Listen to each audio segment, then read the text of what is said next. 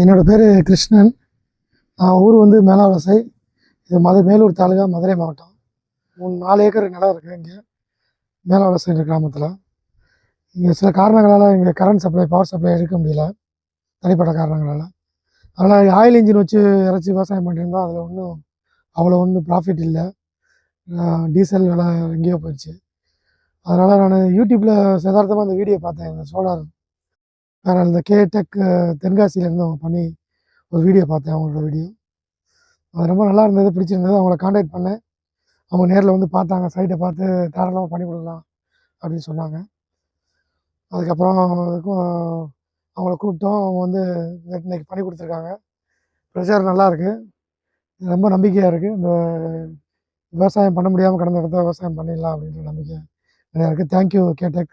அவங்க சர்வீஸு, அவங்க ஒர்க்கர்ஸு எல்லாமே நல்லா திருப்திகரமாக பண்ணி கொடுத்தாங்க. தேங்க்யூ.